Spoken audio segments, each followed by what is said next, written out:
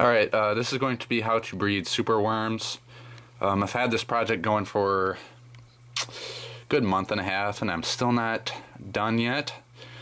But you go to Petco, you get your case of superworms. You know, it's got this green container by Timberline. I believe Petco is the supporter of Timberline, or you know, you go to your secondhand pet store and all that. They will not pupate in a colony or in a group environment. They have to be housed singly. Well, individually, singly, blah, blah, blah. In individual ones. So, you know, you got to get your tackle boxes that go like this. I'm still trying to figure out what's the best way, you know. I've seen people on YouTube who show how to breed these guys without putting any air holes. As you can see right here in this one, they got a little moldy, but the beetles still turned out to be just fine. Honestly, I think it would benefit from small air holes. I think that's what I'm going to do. You can follow in my steps if you want. Just make sure the hole is not big enough for the worm to crawl out or gnaw at, because these guys can climb up. I know I apologize for the mold in there. I know it doesn't look professional on my part, but you know, with my busy schedule, I barely have time to get my other stuff on my day off done, so blah blah blah. So you put your worms in there. Then it basically stresses them out, forces them into pupation. Okay. So like that. These guys are actually quite large. That pupa is probably size of that part of my thumb, about a good inch or so, and compared to a mealworm pupa, it's fairly decent size. Sorry for the shakiness. Let's see if I can find a pupa here.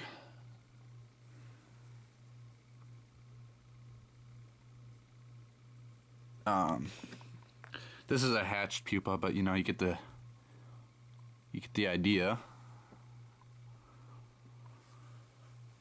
So then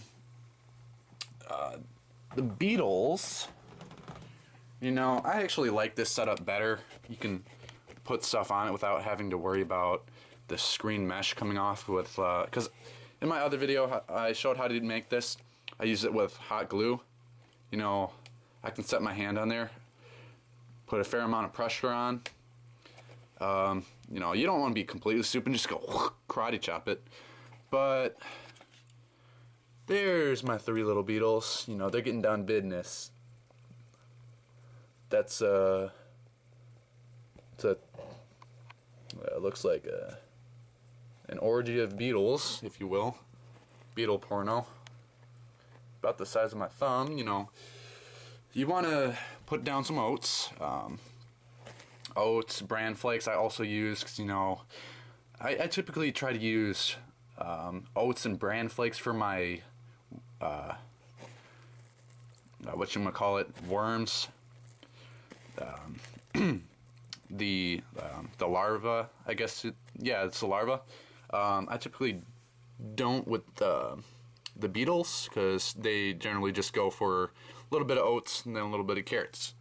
I like to use carrots because they don't mold as fast as potatoes. And you know, I've actually handled these guys. They've got, as you can see, that guy. There's some fairly large mandibles on them. For the most part, they're pretty friendly. It's just sometimes they creep me out a bit. So, you know, maybe get like a little stick or something and pick them up with. So then they get down to business. Then they start humping each other, and then they do it. Like, I think that's what this beetle wants to do right now. The female lays the eggs. And she may be laying right now, maybe not, because I see her butt sticking in the.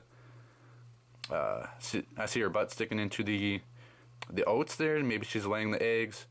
Then after a while, since I don't have a lot of beetles, you know, I can just pick them out and then put them into a little separate container. This used to be my mealworm, or not mealworm, but my beetle, my darkling beetles.